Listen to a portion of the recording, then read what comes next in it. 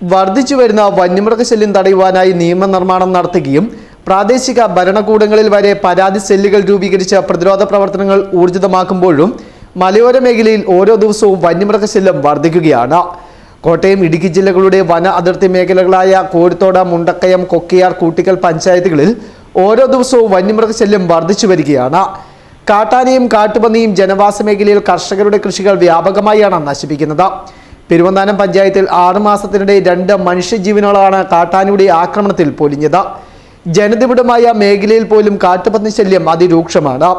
മുണ്ടക്കയം ടൗണിനോട് ചേർന്ന് കിടക്കുന്ന പൈങ്ങന 31 മൈൽ, വരിക്കാനി, വെട്ടുകല്ലാങ്കുഴി അടക്കമുള്ള മേഖലയിൽ കാട്ടുപന്നികൾ വ്യാപക കൃഷിനാശമാണ് വരുത്തുന്നത്. കോഴിത്തോട് ടൗണിൽ വരെ കാട്ടുപന്നിക്കൂട്ടമെത്തി കൃഷികൾ നശിപ്പിച്ചു തുടങ്ങി. കോഴിത്തോട് ടൗണിനോട് ചേർന്ന പൂവക്കുളം ജോഷി, കല്ലക്കുന്നേൽ KT പ്രദീപ്, ഓലിക്കൽ ജോസ് എന്നിവരുടെ കപ്പയും വാഴയും അടക്കമുള്ള കൃഷികളാണ് കാട്ടുപന്നിക്കൂട്ടം കുത്തി മറിച്ചത്.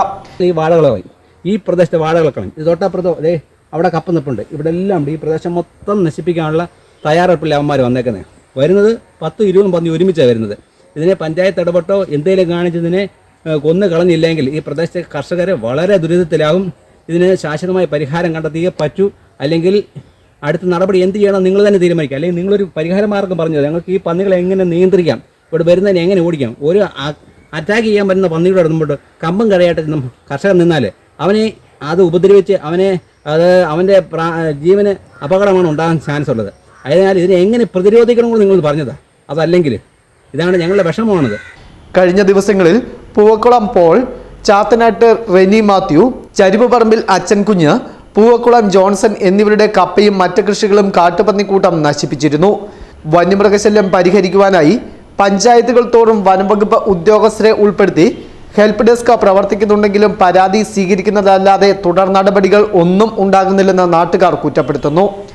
പഞ്ചായത്ത് പ്രസിഡന്റുമാർക്ക് കാട്ടുപന്നികളെ വെടിവെച്ചു കൊല്ലുവാനുള്ള ഉത്തരവിടുവാൻ സർക്കാർ അധികാരം നൽകിയെങ്കിലും ഇതും ആരും പ്രയോജനപ്പെടുത്തുന്നില്ല. നിയമത്തിന്റെ നൂലാമാലകൾ കാരണം പല പഞ്ചായത്ത് പ്രസിഡന്റുമാരും ഇതിന് മുൻകൈ എടുക്കാറില്ലെന്ന് കർഷകർ കുറ്റപ്പെടുത്തുന്നു. അക്രമകാരികളായ വന്യമൃഗങ്ങളെ ജനവാസ മേഖലയിൽ ഇറങ്ങുവാൻ അനുവദിക്കുകയും മലയോര മേഖലയിലെ കർഷക ജനതയെ ശത്രുക്കളായി കാണുകയും ചെയ്യുന്ന അധികാരികളുടെയും വനം വകുപ്പ് ഉദ്യോഗസ്ഥരുടെയും നിലപാട് തിരുത്താത്തിടത്തോളം കാലം വന്യമൃഗശല്യം ഇനിയും വർദ്ധിക്കും. Festoon news, Mundakayam.